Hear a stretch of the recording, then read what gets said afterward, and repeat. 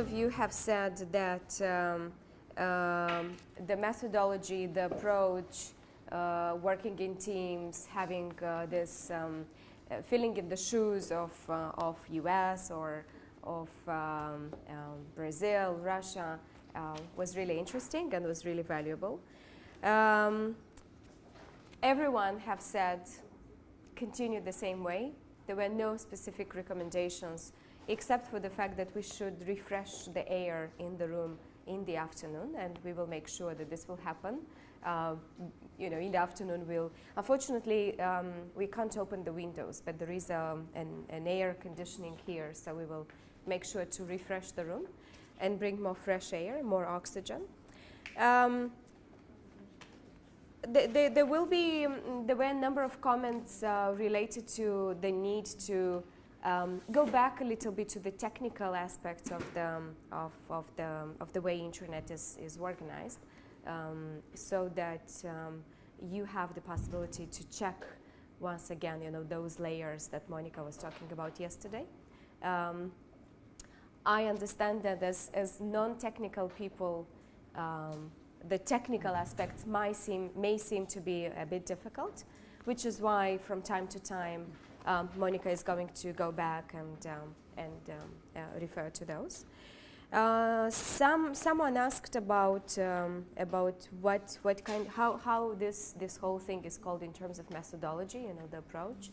The strategies that we use is based on the constructivist learning theories. Those of you who are teachers, those who teach, this is constructivist learning theories or situational learning. It's when we put you in particular situations and you have to find out answers and solutions depending on the context we create. One suggestion for you when you teach is to also think about using the Bloom's taxonomy. Has any one of you used Bloom's taxonomy? I mean, those who are at the universities and who do the teaching, you should be using it. Bloom's taxonomy, Benjamin Bloom. It has the 6 levels cognitive processes, and what it is important to do with your students is to take them through different higher order thinking processes, formulate different questions at different levels. Unfortunately, we don't have time to go into the details of the teaching and learning aspects, but maybe this could be one of the opportunities for you in the future. There is a whole, as I said, in Nepal, I spent 2 years training educational policymakers, trainers of trainers on how to utilize this sort of things. What I can do, I can send you different references and links to things that you could read, which are very, very important and useful for those who have a teaching profession. Otherwise, thank you very much for all the contents which you have provided as part of the reflections. Someone said it was interesting to find out about ICANN and would like to get more details about that. As I said, there is the intention tomorrow to collect all your email addresses. I can personally set up a mailing list, and once you are part of the mailing list, you will be able to receive different news, publications, references, links, anything that I may think to be useful and relevant for you as people who are interested in the field of IG and not only. So those of you who would agree, you could leave your email addresses tomorrow, yeah, if that's. And it would be also good tomorrow when we have Roman from Council of Europe, Roman Schlapak? I don't know. No, Schlapak, this is what I know. Okay, he'll be here today probably and tomorrow as well. If there are any specific suggestions that you have, specific requests that you would like the Council of Europe to think about, again, this will be a great opportunity to bring those things. Otherwise, thank you very much. And before I give the floor to Monica, I would like to kindly ask you to put all your things on the chairs and stand up.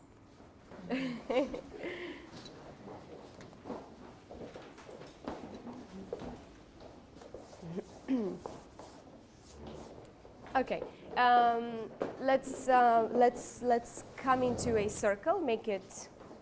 Everyone come in front of your chairs. Very quick. Put your things on the chairs. Okay. I would need to have the following. I need again people standing in front of each other, like this, face to face. So find someone to have in front of you. Okay. Yeah. Here. Yes. So I need to have everyone standing. Yeah. Here. Two. Come here. Monica. Oh, do May I I have to you? do this? Hang on.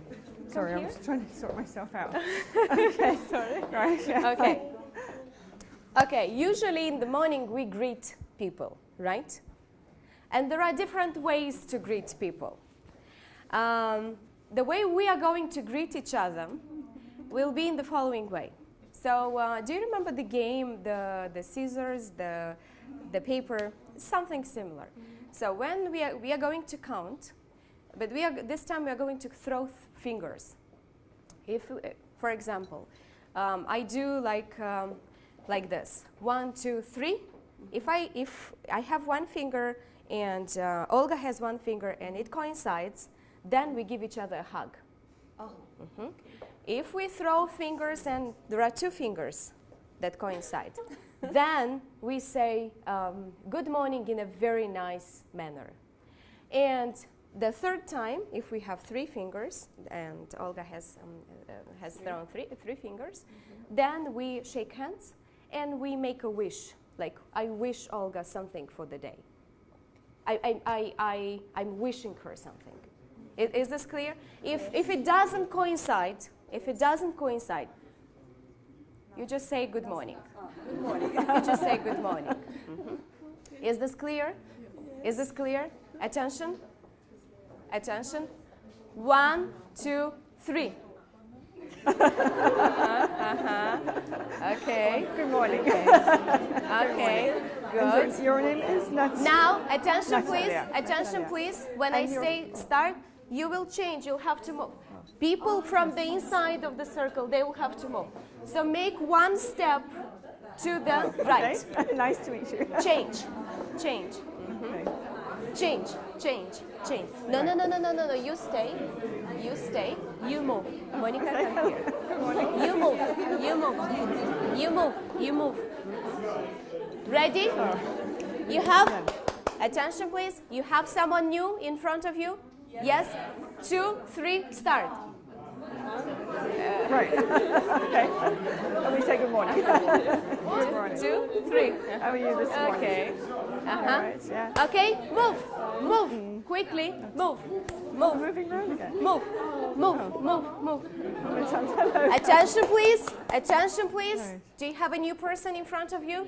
Yes. 2, 3, start. Good morning.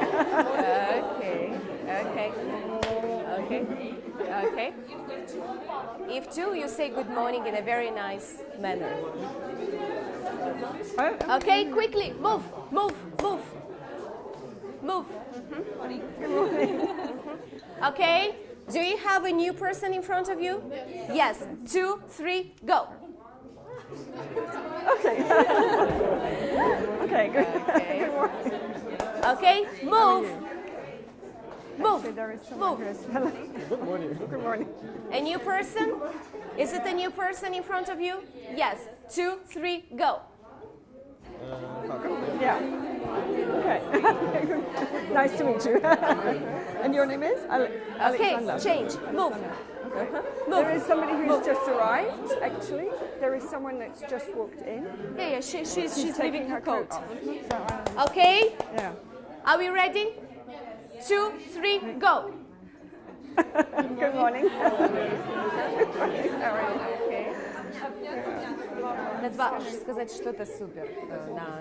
This is good morning in a very nice manner. Change. Move. Okay. Are we ready? Are we ready? 2, 3, go.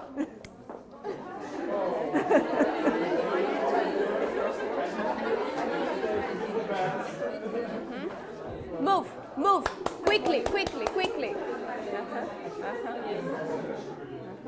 Move. Ready? Are we ready? 2, 3, go.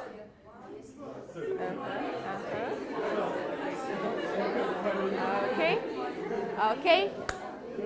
Move. Move. Are we ready? 2, 3, go.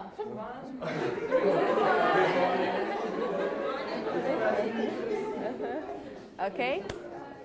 Move. Let's move. Let's move. Okay. Ready? 2, 3, go.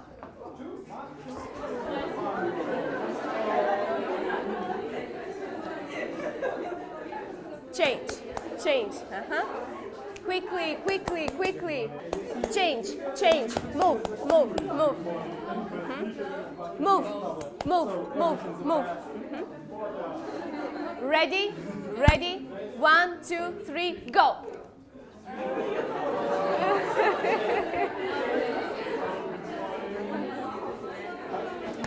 Move, move, move. The circle ended. You came to the same person. Wonderful. Take your seats.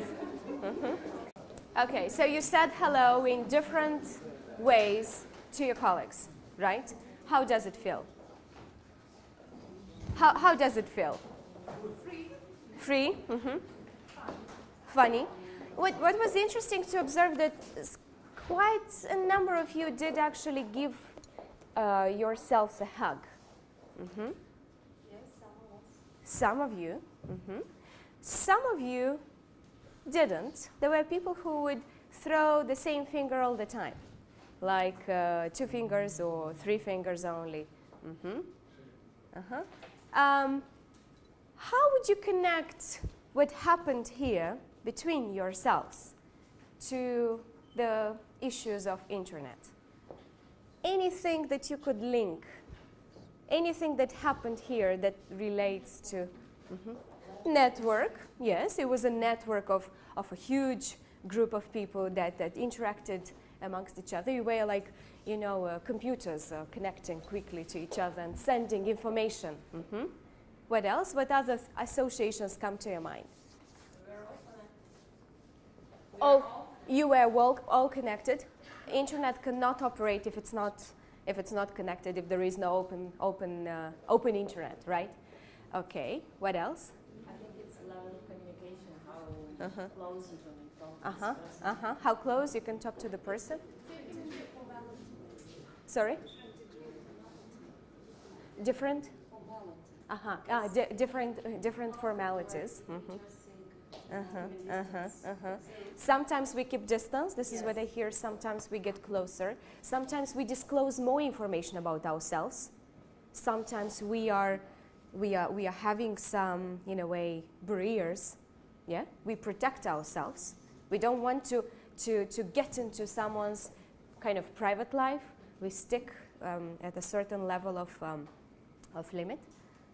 There was a comment here. Yes, I think taking into the consideration your idea about that someone wanted to hack, someone didn't want. Maybe in the net, we usually wanted to take some information, and some information we don't want. So we choose what is Exactly. necessary for us. Exactly. Like right for privacy, because, for example, in Facebook, if you want, you can choose work, job, and your information goes work or doesn't. Okay. So indeed, this was to connect and to bring you to the things related to human rights, to privacy, to personal data, because these are the things we are going to touch upon today. Monica, the floor is yours. I know you are desperate to get your time. Sure. We've cut half an hour from the session, so I'm going to have to now be quick. Okay, so unfortunately, I am going to try to stick to the information that I wanted to produce, but we have now lost 25 minutes. First of all, welcome this morning. Good to see you all here again today. I think we have somebody new here, actually. You weren't? Yes, we do. Would you like to introduce yourself? Sorry to pick on you straight away. Would you like to introduce yourself to the group? My name is Bogdan Bozer. I hope today to learn some things about privacy, conflict with security issues. That's one of the main issues of interest as of now. Because I kind of do research on this. Sorry, Theoretical research. Okay, you're a researcher. Very interesting to hear Okay. this session and couple of next. Brilliant. Okay, thank you for coming. Right, today is all about human rights online. The first thing I would like you to do is just to work in pairs with the person next to you for a couple of minutes only to discuss what do human rights apply online. I just want you to think about this question. Do they apply? Do human rights apply online?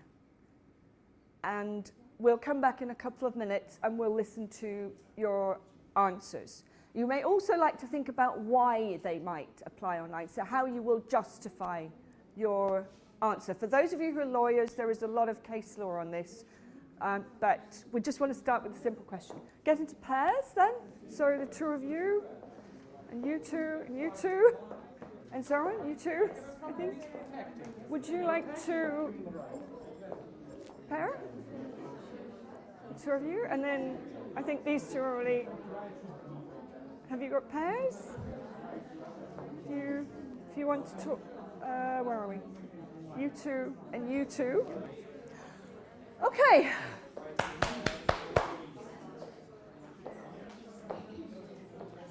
Is everyone done? Have you all got some answers? We've all got some answers. What have you come up with? Would some of you like to put your hands up and say what you think, what answers you came up with? Sorry? Ukraine human rights online are not protected so much as we want. They're not protected. Human rights. Okay, that's great. Any other views? But do they apply at all online? What they do? Yes, we have yes. Does everyone agree that they apply online? Yeah. Can we? Hand up.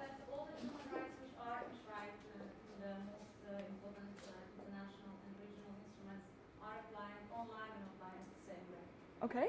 I think they should be applied because human rights do not cease to exist when the person is online.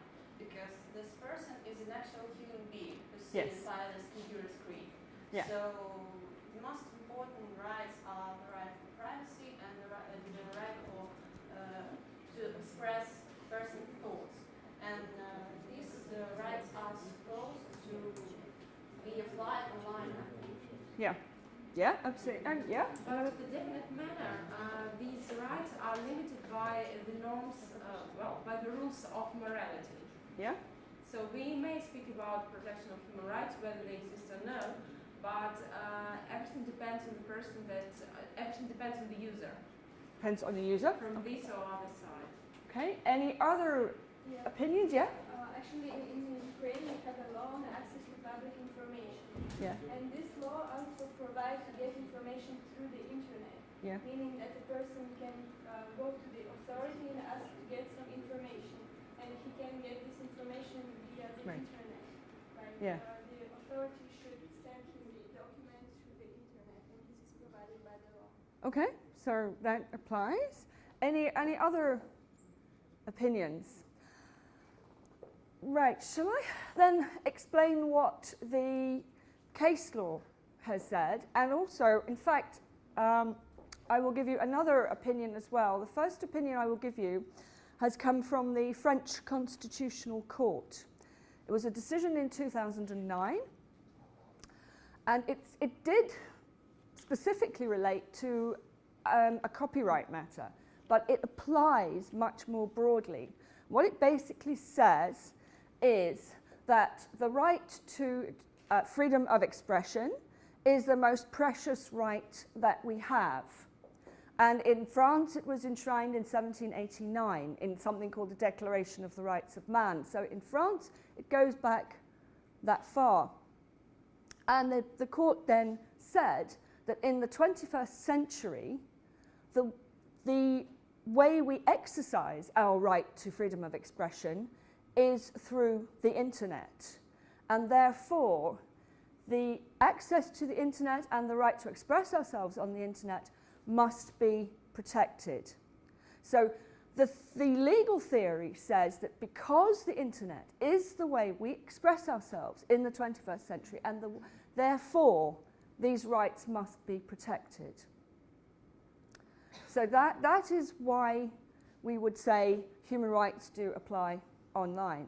Now I want to just go through quickly with you exactly what those rights are. A couple of you have already mentioned, we've already had mentioned the right to privacy. A couple of people have mentioned privacy. And somebody, freedom of expression, we have there.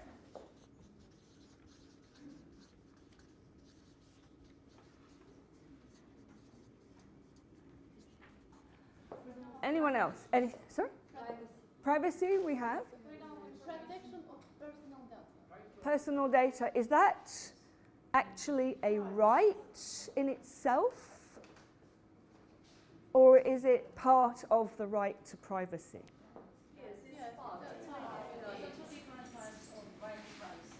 So, yeah. It's not about the content but about just general selection and storage of the data. Yes, it is. It is. But is it actually the human right? Is it the human right the right to have your personal data protected, or is the human right the right to privacy? Yeah. Another comment up there? So, right to get full and truthful information. Okay. And that is that a right in itself, or is it part of another right? Does it? I think it can be right by itself, but also from other point of view, it can be part of right for information. Right for information. Okay. Access to information. Sorry? It is. It is. But is it the right? Well, I'm being slightly legal here. There's a couple of you who I think are lawyers who may see where I'm coming from here. So well, let's go through this first of all. So the right to privacy, we talked about the right to privacy and the right to data protection. So under the European Convention on Human Rights, you have a right to a private life and correspondence, is actually what it says. And this is Article 8 of the European Convention.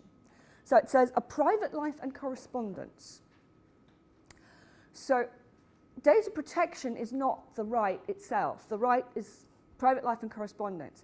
I'm just going to confuse you completely by saying there is another document, which is a European Union document, and it's called the Charter of Fundamental Rights. And under the Charter of Fundamental Rights of the European Union, there is actually a right to data protection, or a right to protection of personal data. So that is a right. Yes, the right for the EU member states, because the Charter of Fundamental Rights of the European Union only applies to EU member states. But there is a right to protection of personal data as a separate right from the right to privacy. But under the European Convention on Human Rights, which is what Ukraine has signed up to, the actual human right is the right to private life and correspondence. And so if we then pick that one apart, because there are two things there. There's your private life and there's correspondence. So in the internet era, when we're talking about the internet, what do you think your correspondence is? Correspondence used to mean letters. So to emails, good. And anything else? Any message? Sorry, any? Yeah, absolutely. Social media, it could, yeah. Your correspondence could be any of those things. So it can be your email. It can be your even text messages or short messages, any kind of applications, social media, because that is your written correspondence. And online calls, they, I think they would.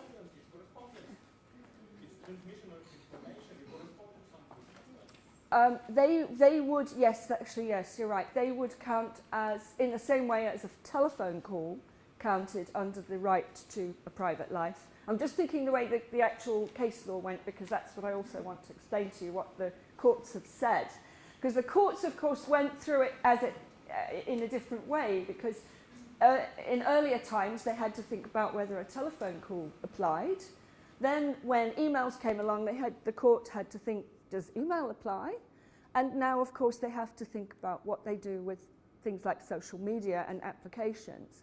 But it is certainly well established that telephone calls apply under the right to a private life and correspondence, and your emails definitely apply, and there are a couple of cases where that has been very clearly stated. One of those is called Copland versus the UK for the lawyers who want to look this up. And those cases state very clearly your emails count under this right. So that's your correspondence. But what about your private life? Could that be something? Is there anything else that could apply under your right to a private life? Sorry? Music, Photos? Music, maybe some Music, creative things. That's more freedom of expression, but the photographs of yourself, for example, yes. Your personal data, which is not your correspondence. This could be your medical records or any other record. Yeah? Yeah, that could apply. Anyone has any other thoughts as to what your private life? Freedom of soul, maybe religion. Sorry? Freedom of soul and religion. Freedom of? Soul.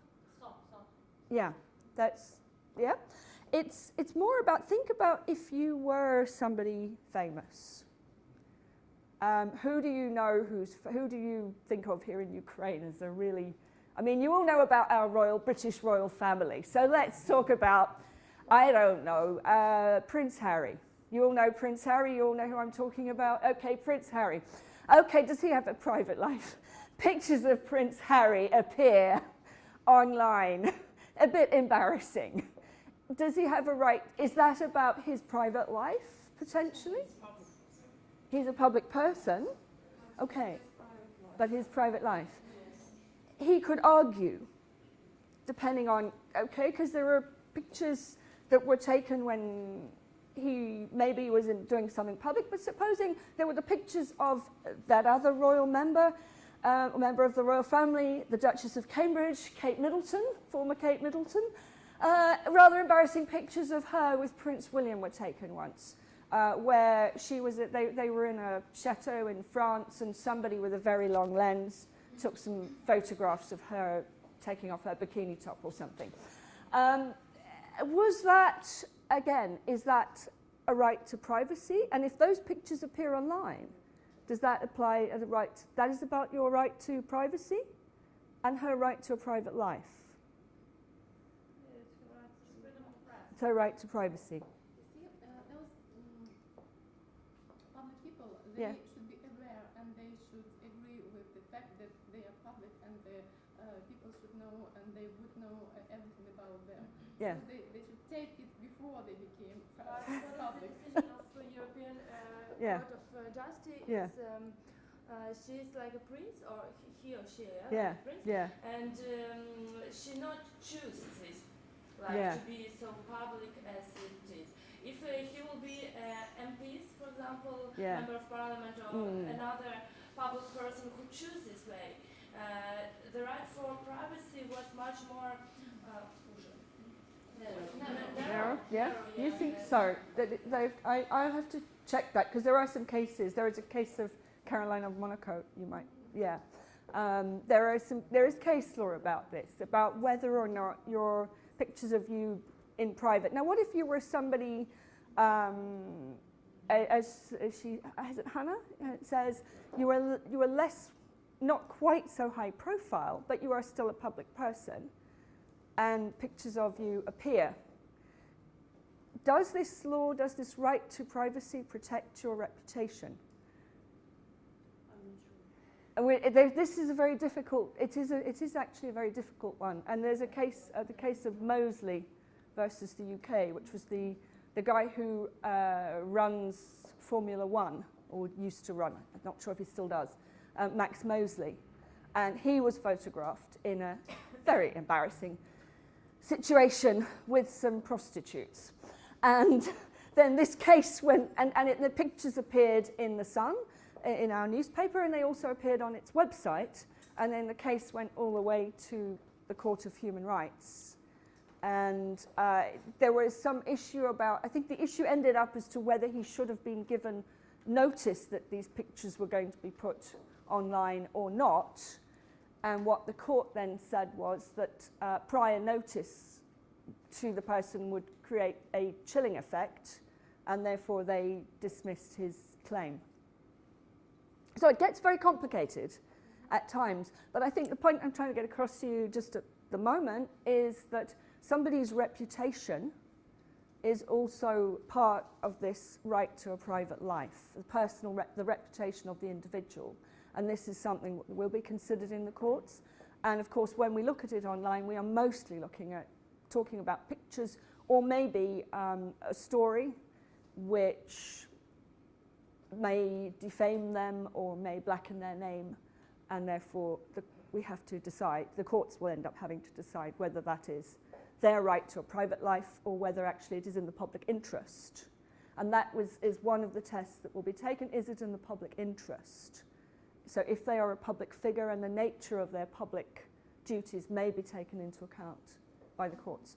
So we've come from, do we have a right to a private life online, to quite a complicated discussion. I want to now go back to the right to freedom of expression here, the second right that we've talked about. And we had somebody mentioning a right also to access to public information. Okay, and I know we have the Ombudsman here as well. So how do those rights combine? What is the actual right, the human right that you have here under the right to, there is a right to freedom of expression in the European Convention on Human Rights. But what does that right say? Article 10, absolutely, it is Article 10 of the Convention. Do you know what article? Yes, brilliant.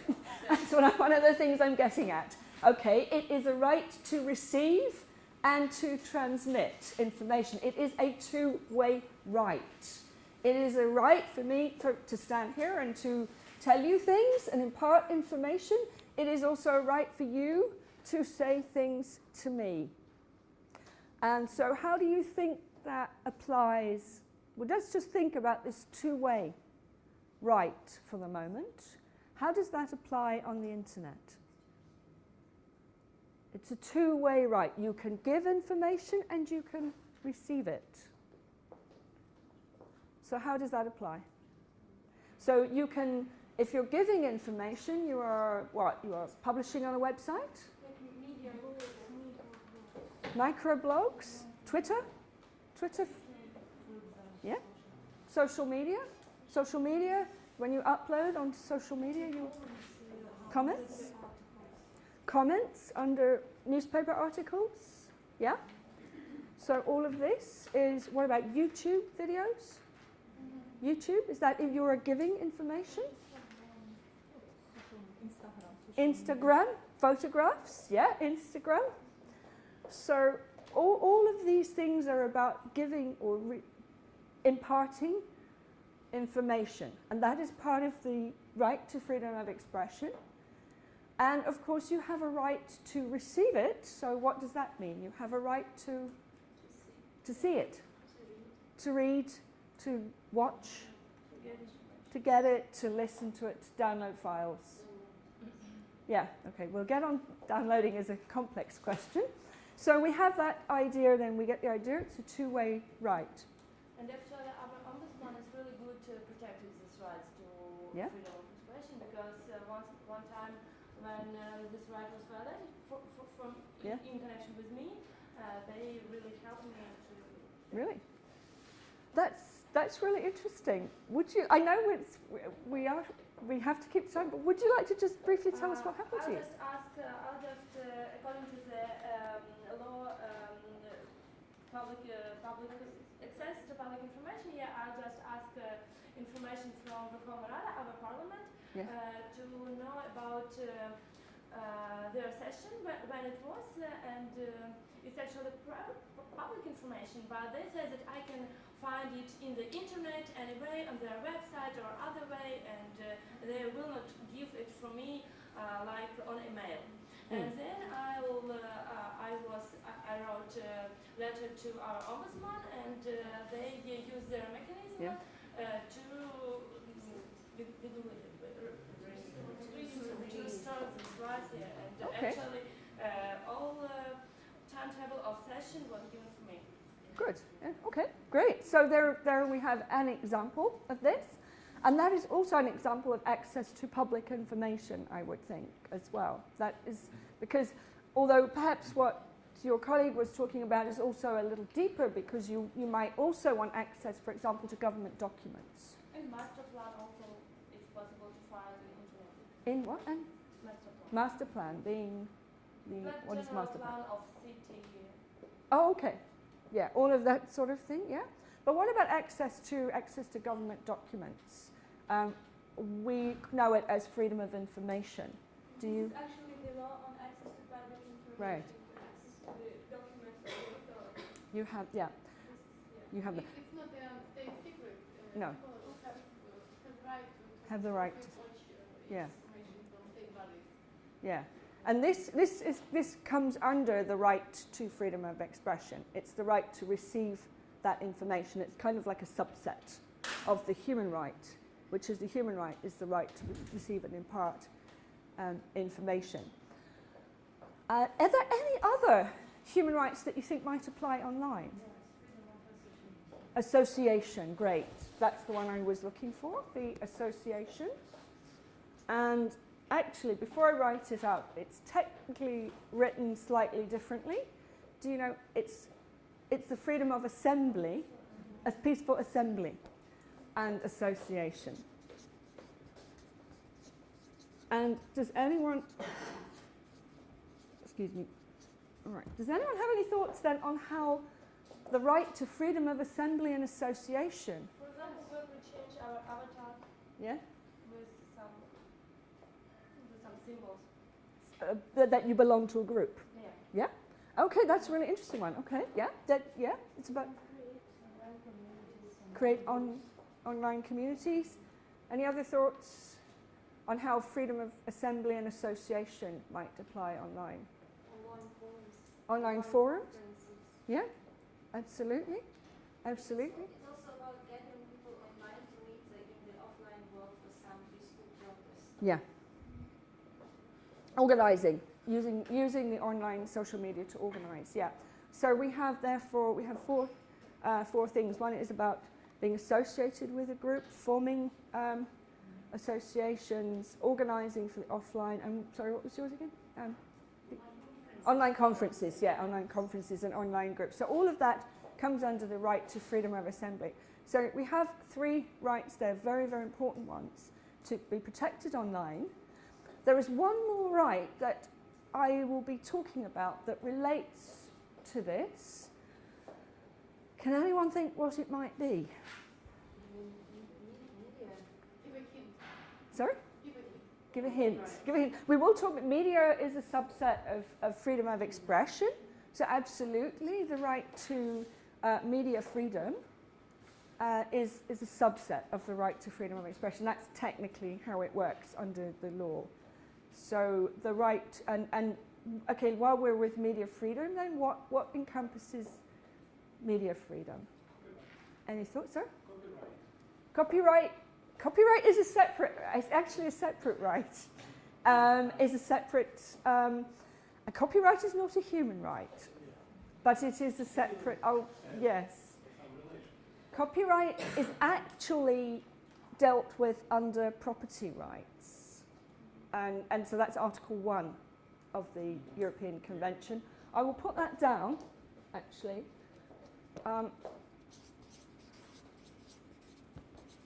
Copyright, and I'll put property.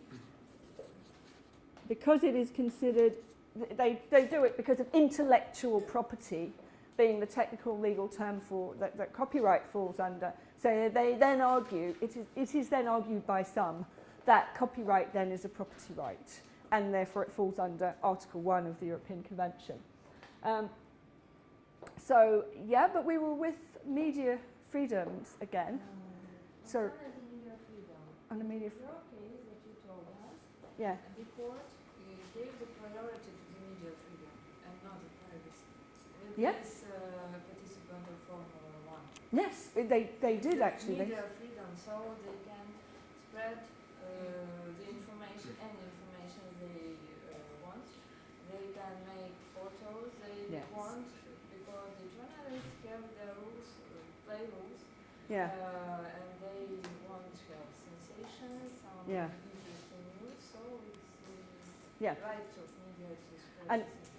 Okay, yeah, absolutely. It is the right of the media to print what it, or to report what it finds, and as for me, this freedom of media, it must be balanced with privacy. Yeah. Because it must be legally balanced. Yeah. And by law and something more high level of regulation, like international regulation, some this. Yes. Because media can do all what they want in Ukraine. Yeah. And it's quite hard to find some protection from media. Yeah. Yeah. It is. Even for not public persons. Yeah. For just us. So there is, okay, so we're talking about a balance of the media freedoms. And legal balance. There is okay, but does media freedom, have any special privileges? Because it is, well, actually, let me start again. Media freedom does have some special privileges. Perhaps it is, again, under the case law, the Court of Human Rights has said that it deserves stronger protection because it is very special to us in a democratic society. It is very important that the media is able to report freely, and therefore states must ensure that the media is protected and is able to report freely. And that is a very important element. So things like the harassment of journalists, for example, or the sanctioning of journalists or journalist sources.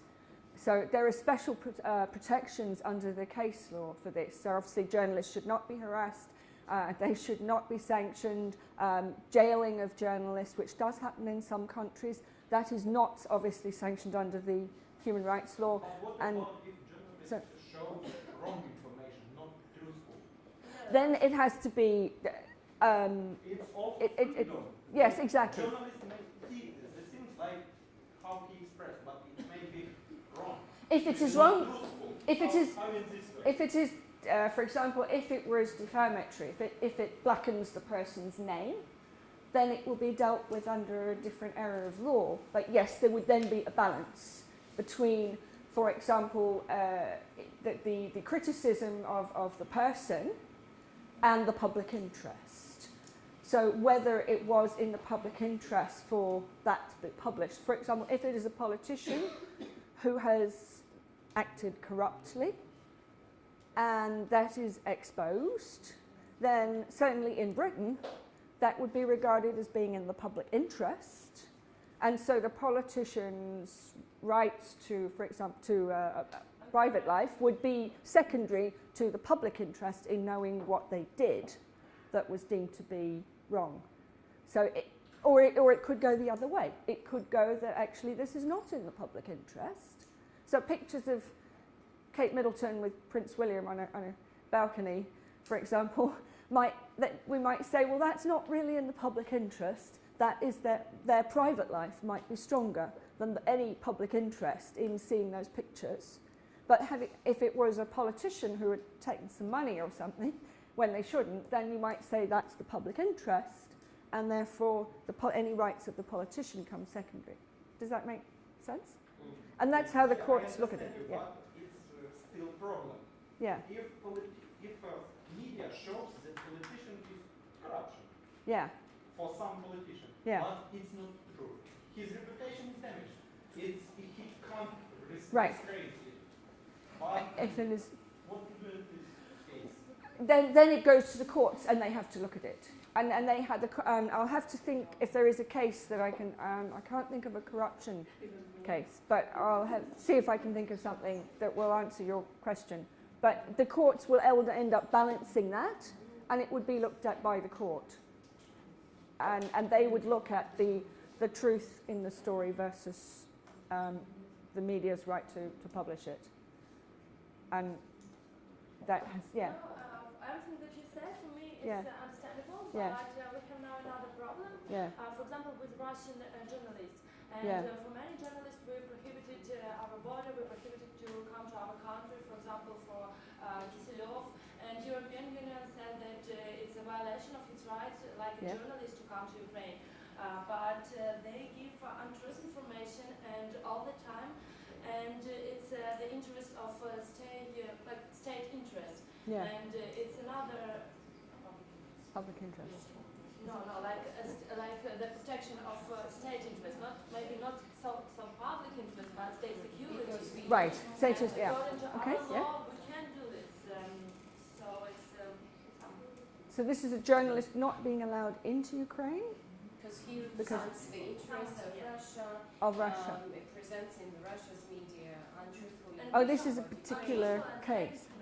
Oh, really? Of the country, so that's a very difficult one because that's a state interest and you've got two states kind of in conflict. So you may, but question for Ukraine. Question for Ukraine, yeah. We not have censorship so much like some years ago. Now we have problem with the Russian. Okay, that's an issue I actually do want to explore with you today. We're in fact going to look at it in the session this afternoon. So I really, really want, because it's something I have to say I don't understand that well, but I'm interested to find out from you. So where we want to go, so we've got, under freedom of expression, we have media freedom. Can I ask you then, can freedom of expression ever be restricted? So this slightly goes to the question up there, but can it ever be restricted? What do you think the law actually says?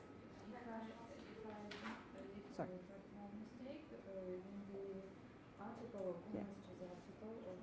Yeah. He said that the freedom can be restricted if there are used to violence, for example, to hatred or something like this. Yeah, it's kind of like, it is kind of like that. Does anyone, before I say any more, I've got a couple of hands gone up here, this lady here. And the freedom of expression should be restricted in case, for example, of classified documentation, in case of state secrecy, when it goes about the security of the state and the security of these documents, and also when it goes about the security of person. Because I absolutely agree with.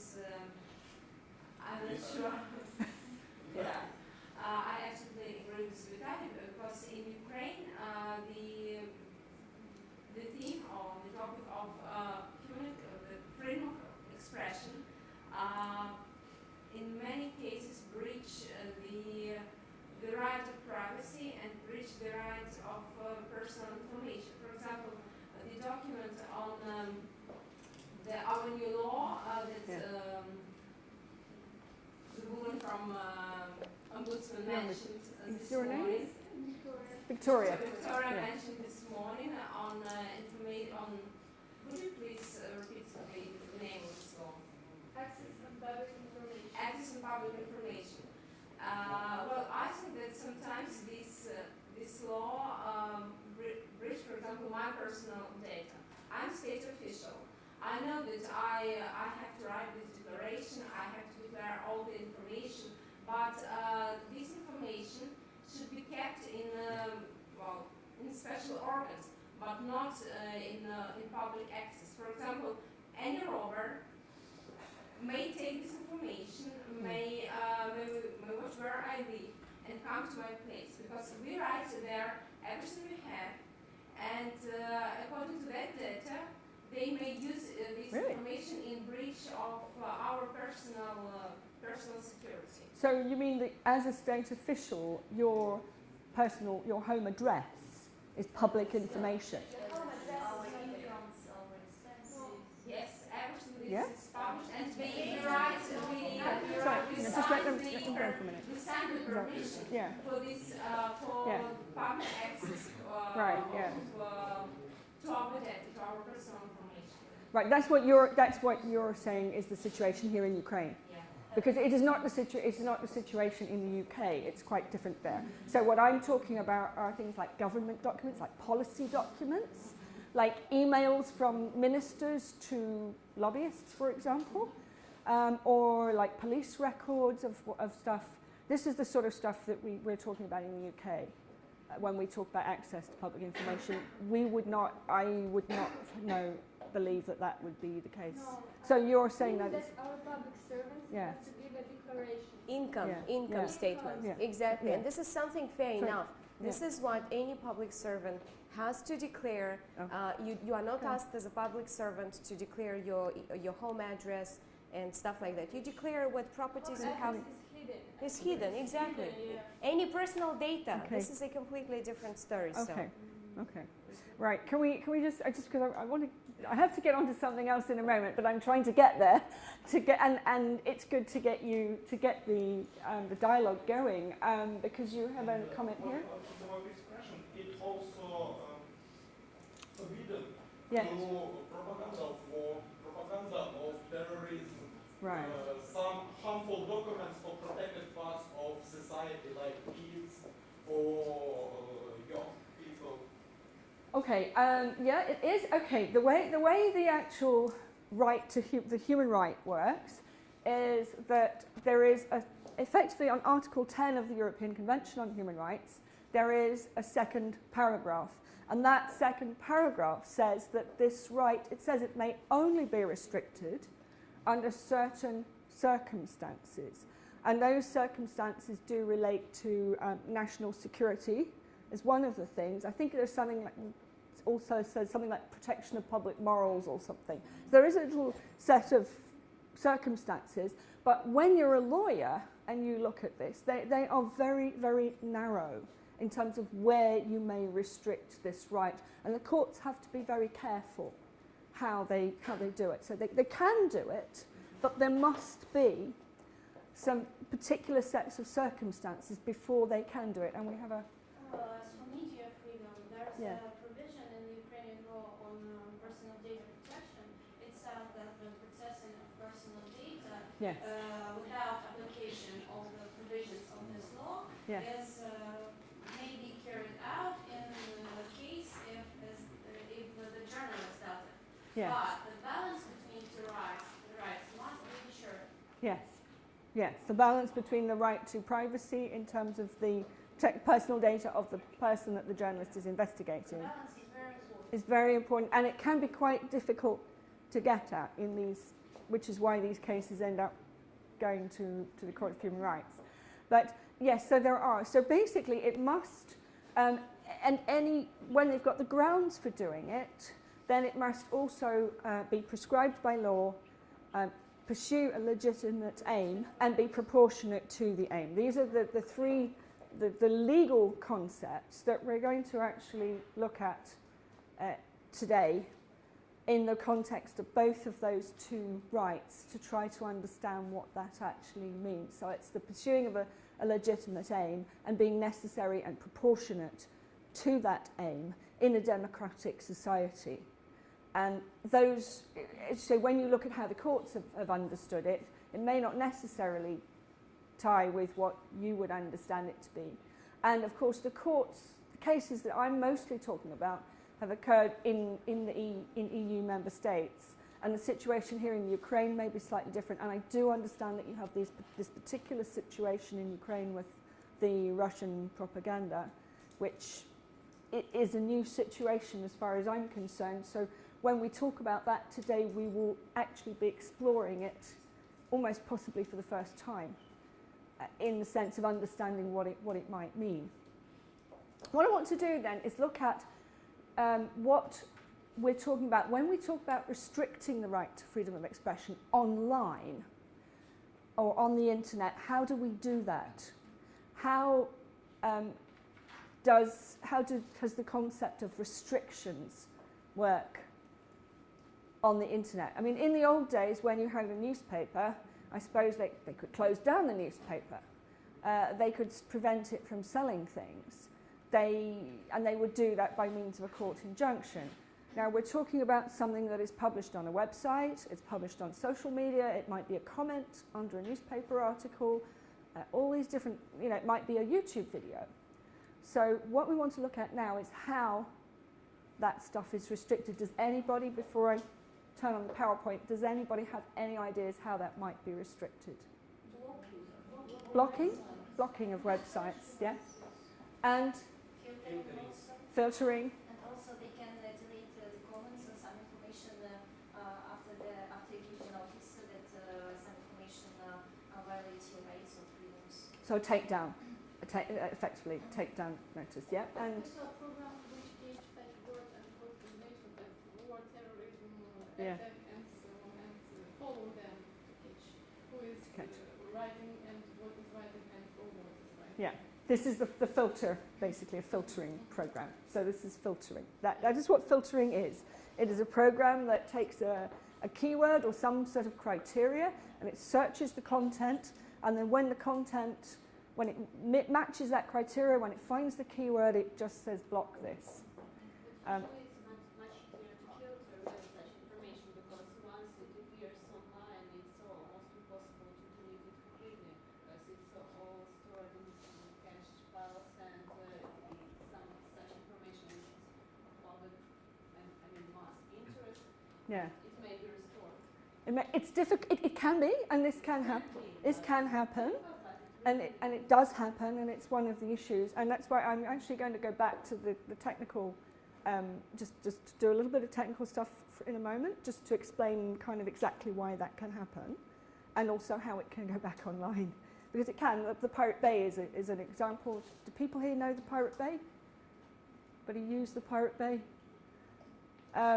You're all saying the right answer there, I guess.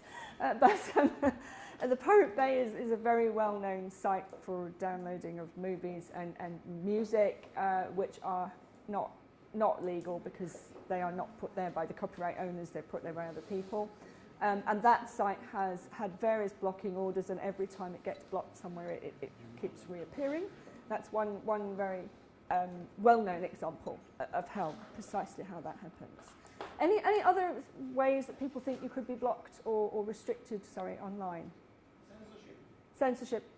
Yeah, the censorship would be the mechanism, would be the kind of political decision, and then the blocking and the filtering is the way it's done. Or do you have any other thoughts on how that censorship would be implemented? Also, censorship is like a preview. It's like a? Preview of documents, of articles that we posted by newspapers. So you mean that the government or some state censor would wish to see the articles before they go up? Yeah, so prior censorship. Special articles want special semantics or something. Okay. Does that happen in Ukraine?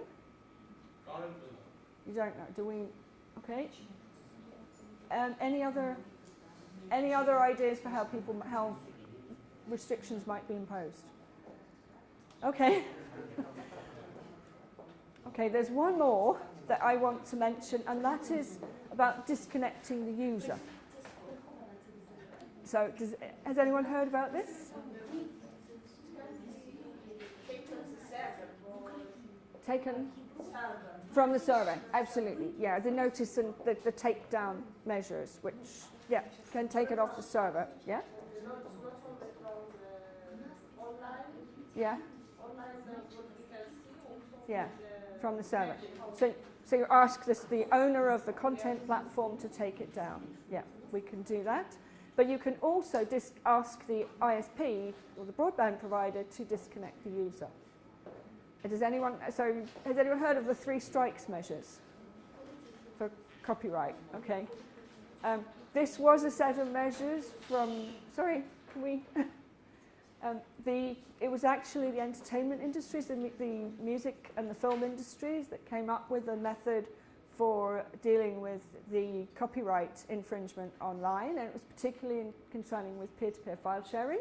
And their idea was that they would basically disconnect users who were from the internet. So if your connection was being used for file sharing of movies and music from these pirate sites, then your internet connection could be disconnected by your ISP. That was the general idea. Now there were sorry? For a period of time, as a punishment. Now there are problems with that. There were 2 problems with that. One is that in the file sharing networks they get what's called your IP address. Now the IP address is the number that tells the internet where your computer is and which computer you're using. So it's just a number. But it will relate to you. Sometimes it relates to you all the time. You can have a permanent one. Or you have what's called a dynamic IP address, which means it's allocated to you each time you connect. But the ISP will know which IP address was connected to which user at any one time. So the ISP knows it, but of course the copyright owner doesn't. And they had to get from the ISP the name and address and physical home address or of the user in order to be able to implement this sanction. Now there is a problem there. Should be fairly obvious. And that problem is the right to privacy and the right to data protection, because the IP address counts as part of your personal data, and certainly your name and address is your personal data. And so, therefore, a lot of legal opinion thinks the IP address is also personal data. And in any event, in order for them to get your name and address, the ISP would have to have, well, they can't. They would break the law if they just simply handed over your name and address. So there was then a big argument about that the ISPs wanted court orders in order to get that, and then sometimes the courts have refused to do it in these cases. So there was a bit of a problem there. So they then developed this method whereby so in France there was actually a law put in place to do this, with a whole system of a state authority that would take these IP addresses, find out who it was, and send them a series of letters, with the ultimate punishment being that their access would be cut off.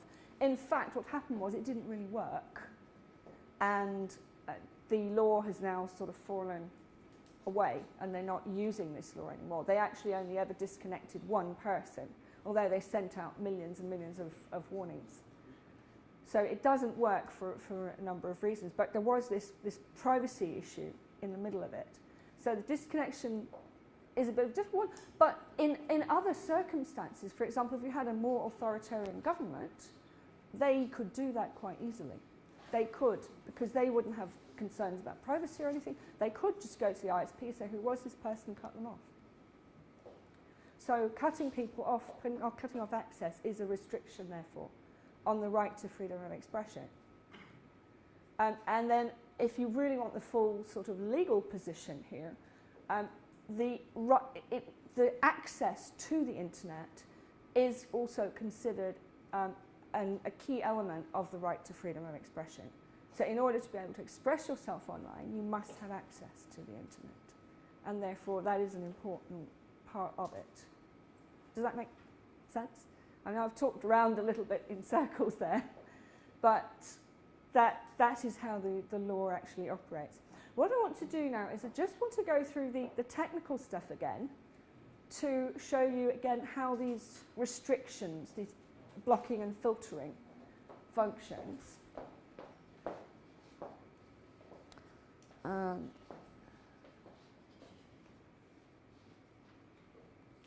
Right. So we have this idea that the internet functions in a series of layers, a series of stages.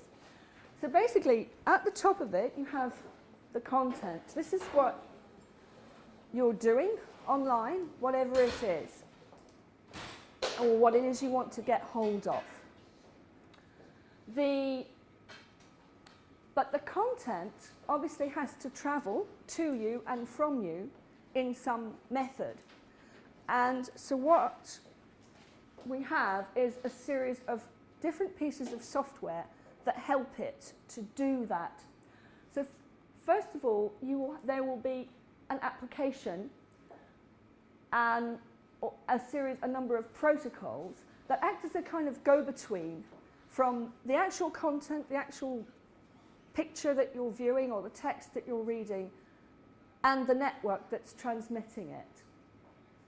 And in this, one of those protocols is the one that you see all the time, which is HTTP.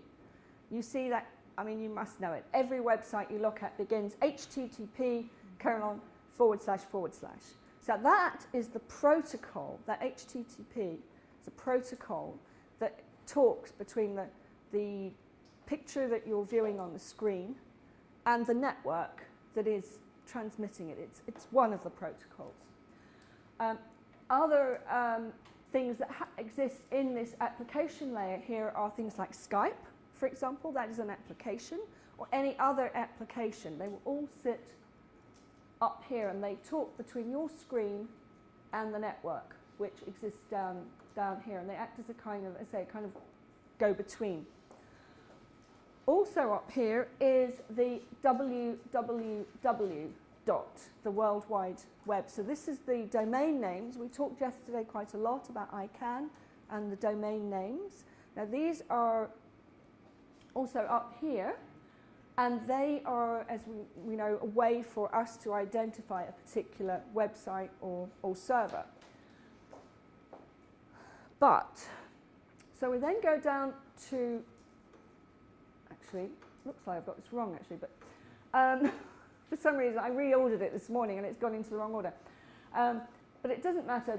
What these two layers do, the next two layers, basically they're just technical software that make sure that your whatever it is you want to look at will display correctly, that the data is all in good order, and they set up the session, or they set up the connection to the network. So you can actually, you know how you can be looking at a website and actually you're not connected because the picture still stays there. You've actually had that delivered to you. The picture is still on your screen, but you kind of actually disconnected and walked away. So then if you want to reconnect, something has to actually tell the network, I want to connect again, I want to send some more data. So there's pieces of software here that do that. Then what happens is it goes down onto the network itself, and in this layer, layer 4, the transport layer, is where it is broken up into packets. Remember we talked about yesterday, we said that the internet doesn't transmit, it's not a continual stream of data. Everything is broken up into little packets, like little digital envelopes, and then it travels through the network in packets, and then those packets are then put together at the other end before they are then displayed to you on the screen going through this whole process. So basically your content, when you want to connect to the internet or send something, it comes down here through the application, it then says, I want to connect please, goes down to here, it's broken up into packets, it's sent through the network, and then at the other end it sort of comes back and is all put together again in the reverse process. So what we have here, so we have the packets here, and then we have what's called the network addressing layer. Now this is, somehow the packets have to know where they're going. So they have to have an address on it. This is what's called the IP address, which is actually just a string of numbers. And that connects, that is linked to the domain, the www.something.com or .ua will be linked to that IP address. And that's how the data knows where to go. because the IP address is what technically tells it which computer something is on, and then the www means it knows exactly which pieces of data it's supposed to connect to. So you have a kind of link then between the, up here you've got the DNS, and down here you've got the IP address, and you have links between those two to help the whole thing go, because it has to, the data has to actually know where it's going. And then the way it travels, of course, it travels on the physical wires, and down those wires will be sent a signal, which is simply the bit stream, the zeros and ones that go down the wires, and that all happens right down here. And as we said yesterday, when you were looking at who does what on the network, your broadband provider is doing most of this. That is your broadband provider, these pieces of software and potentially the hardware and the physical lines here.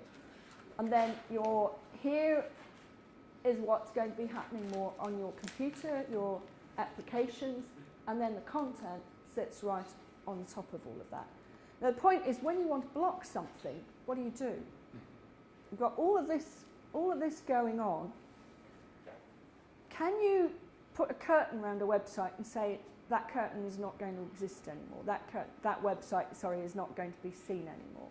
Is that at all possible? Can you simply, like you would block a road, put up a sign and say, you can't go through? Do you think that's possible? It's not, is it? It's not going to be possible. You cannot just simply say, no go. You can't go through. And so what you have to do is you have to work with you have to work with these bits of software here to do something to, well, what are you doing? You are preventing people from viewing the website, because that's what, if you want to block, that's what you want to do. You want to block something, so you want to prevent people from viewing it. And you can make changes up here, because here you've got the HTTP for ://www, and then usually there's a long string. For each page, you know that after that .com, there'll be another / and there's a string of numbers or words to reflect the page. So do you think perhaps somebody could put in their database that page address and then block you from viewing that particular page? Do you think that's possible? It is possible. They can do that. So basically they then take the information from here in the application layer and they just put that into a database and say, now whenever somebody requests that page, you drop the packets. That's actually what they're doing. So when somebody requests the page, the HTTP up here, remember it all goes through these layers, it'll get to here, and here are the packets being transmitted. It says drop the packets. Just tell those packets to disappear, to stop travelling. And that is how they make a block happen. So they don't put up a sign and say, you can't go here. They have to, it's quite complicated. So that's one way they can do it. Anyone have any other ideas how they can block content based on this?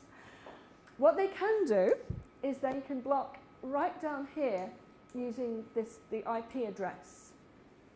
So this is the number that tells the network where which server it's using and where it is.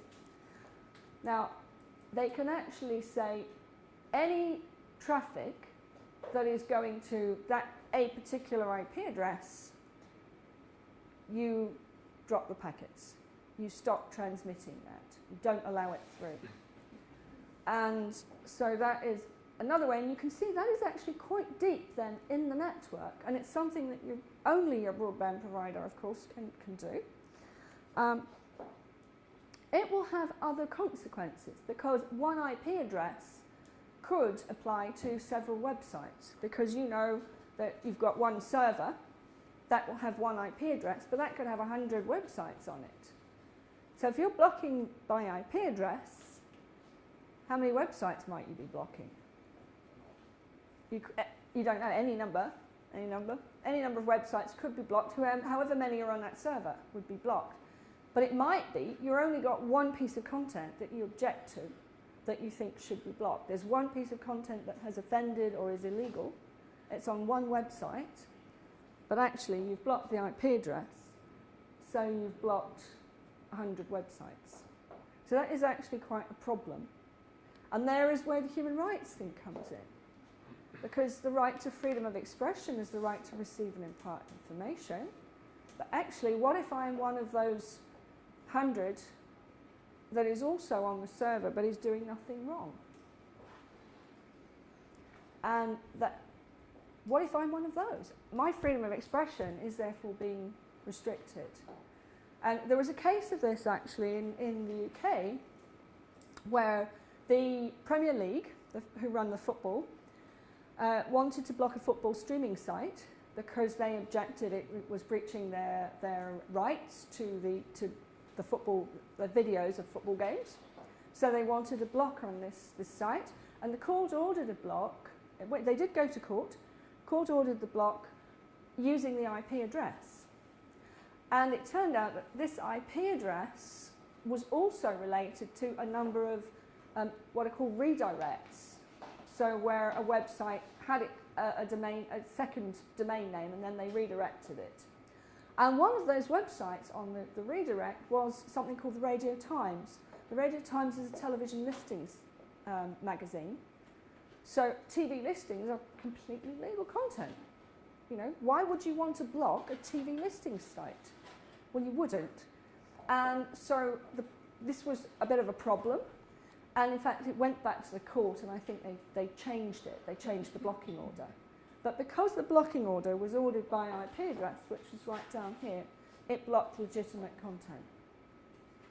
So this is where there is a human rights issue when you start looking at blocking and filtering. It's not necessarily because the content you want to block.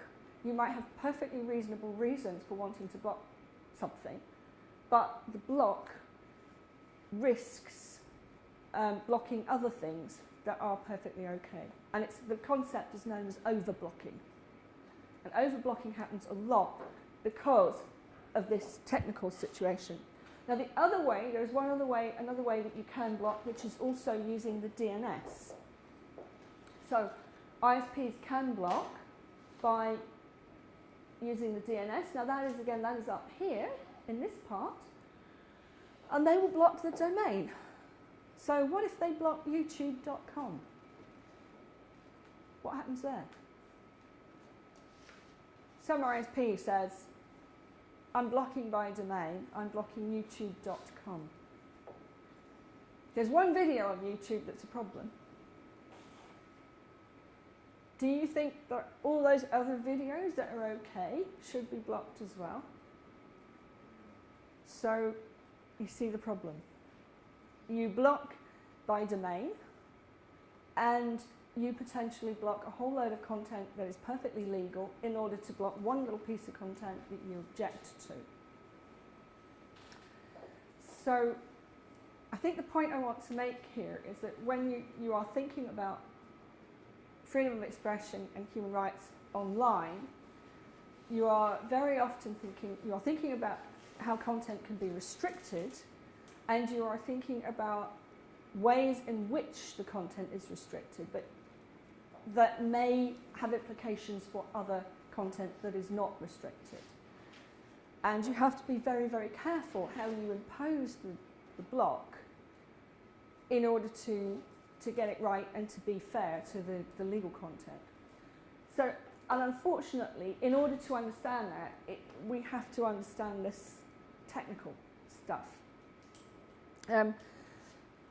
Is everyone kind of clear on, does everyone understand this, or do you want me to go through it again? Do you want me to clarify anything? Because it is quite difficult.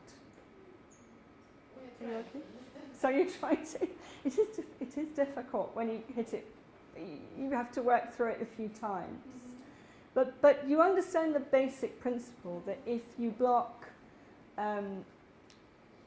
using a domain name and you block a whole website, then there will be content on there that is okay, and there is in addition to the content that you object to or that is illegal. And the same if you use an IP address, you will be blocking possibly quite a range of content, some of which will be the content you want to block and some will be okay. Does everyone understand that principle? That you can block legitimate content at the same time as blocking the stuff. Yeah, I think we're getting a few nods. I just wanted to make sure that you understand that principle.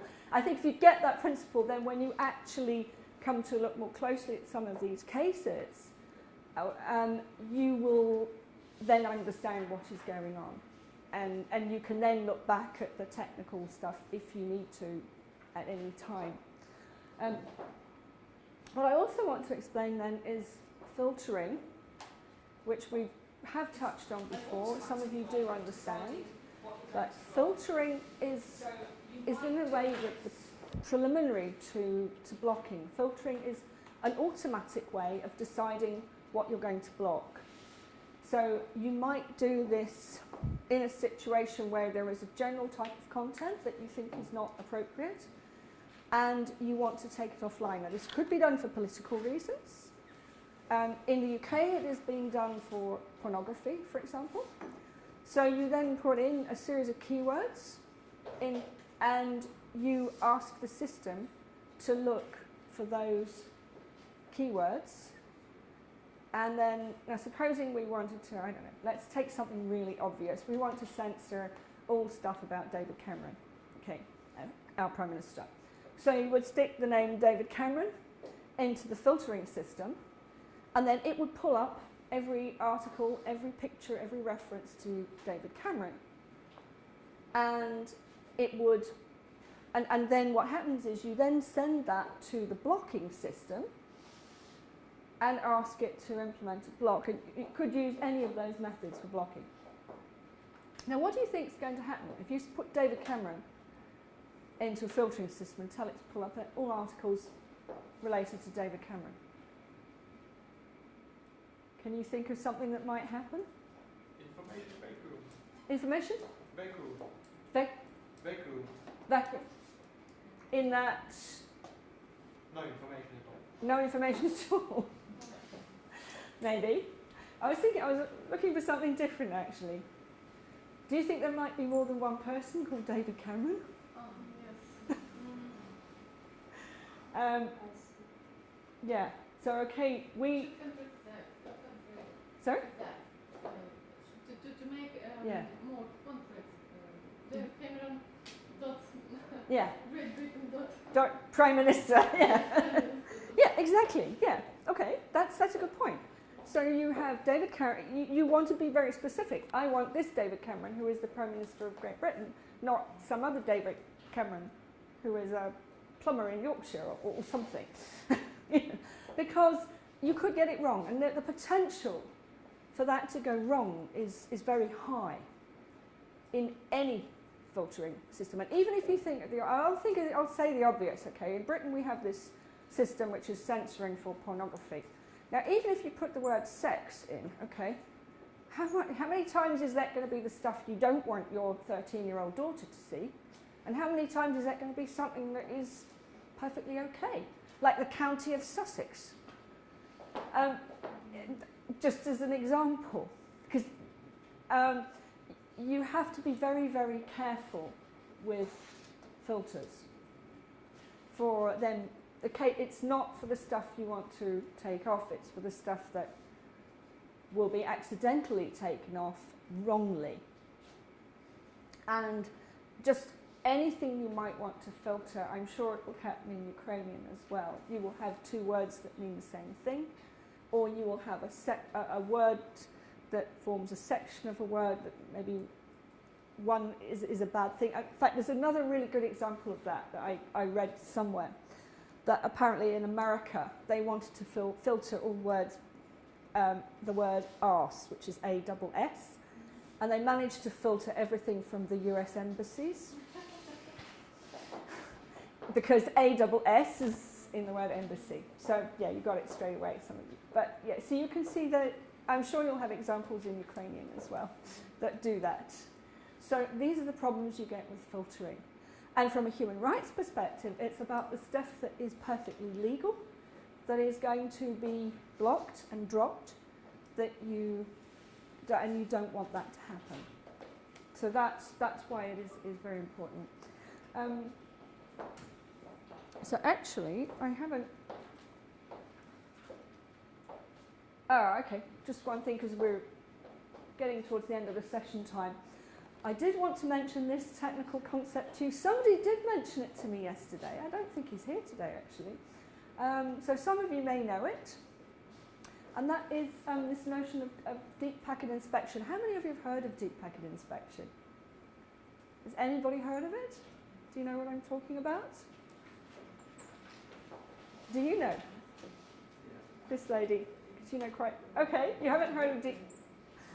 Okay, what deep packet inspection is a technology that exists on the network. Your broadband providers have it, and it can see inside the packets of data. So you know we said the data is chopped up into little packets, and these exist they're like an envelope. So they have on the outside, they have the address of where they're going, so they will know the domain they go to, and they will know the IP address they're going to. And they will have a few other things like a time stamp on it. That's on the outside of the packets. But of course, all your content is on the inside of the packets. Now, deep packet inspection can read the outside and it can read the inside of the packets. And this is why it is I think it is quite dangerous technology, and I think especially from a freedom of expression perspective. It does permit different forms of spying on you, depending on how it is used.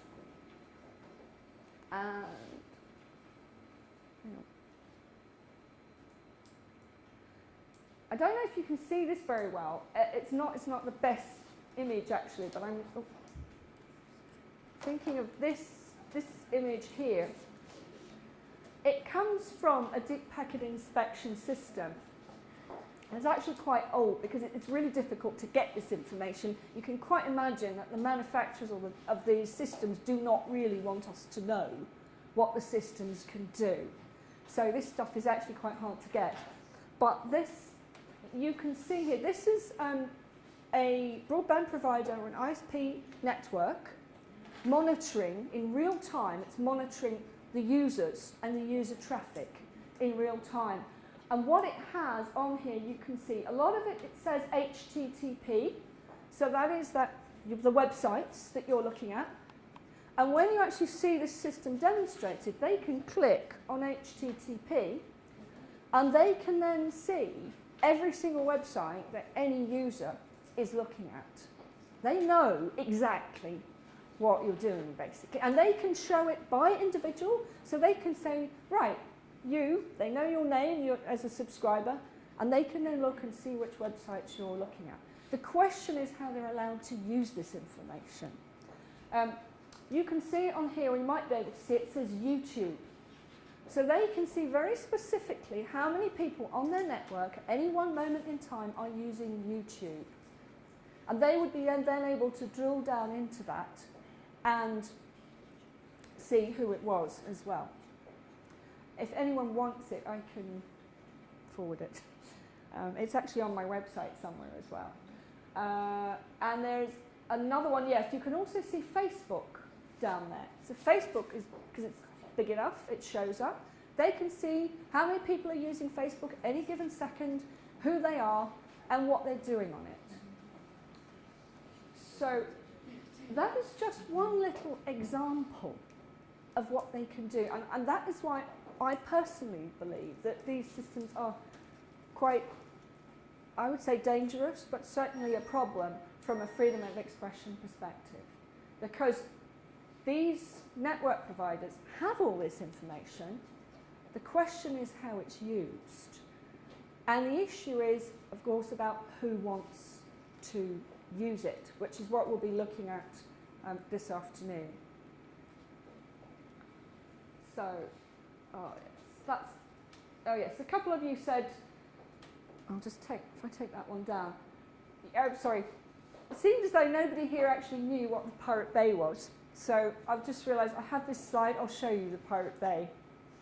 This, the Pirate Bay is literally a pirate site for pirate movies and pirate music. It is a BitTorrent tracker, so it's used peer-to-peer file sharing.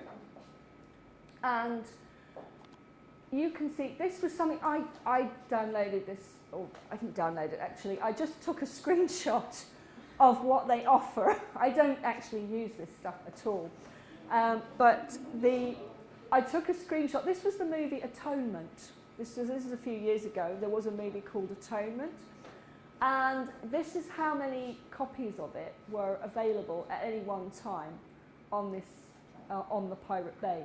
It is an extremely popular. Pirate Bay has apparently got something like 60 million users, which is a lot. I mean, that's a big audience, which is why the movie industries are concerned about it, because it's, in their opinion, it's taking away their business. And it has been the subject of quite a number of blocking orders in the United Kingdom, where basically, and this relates to the lady who said that the sites move and how do you block them. The Pirate Bay is not based in the United Kingdom. The Pirate Bay was run from Sweden. The founders of it were Swedish. Their servers were physically raided in 2006, and after that raid they moved the site out of Sweden. So the site no longer exists in Sweden, even though its operators are Swedish. I believe at one stage it was in Cambodia. I actually don't know where it is now. You could probably find out if you go online, you could look it up and maybe find out where it is at the moment. But it was somewhere like Cambodia. So you have a site operated by people from Sweden that is on servers apparently in Cambodia using, I'm just going to have a look what its domain name was, but it could be using a Cambodian domain name. It might still even be able to use a .com domain name. So how do you manage to block this? This is quite an issue. And it's absolutely correct that the site can move around, because as soon as blocks get put in for it under a Cambodian name, it'll move to Vietnam or somewhere. And if that gets blocked, it'll move to Tuvalu or somewhere. And it can keep moving itself around, because you can put your website on any server anywhere in the world. And you can buy a domain name from pretty much any country, because most countries don't ask you to be a resident of that country before you buy their domain name. So you can move your content around. And this is what does happen with the pirate copyright stuff, and with something we're going to talk about a little bit later, some very nasty stuff to do with child abuse images. It's very, very common for this stuff to be moved around the world. And so, of course, when you come to blocking,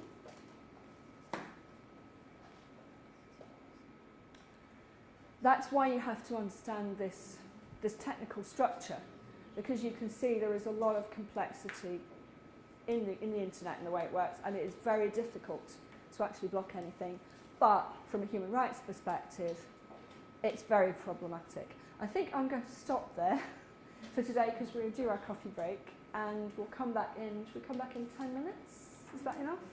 And then we're going to look at privacy. Thank you.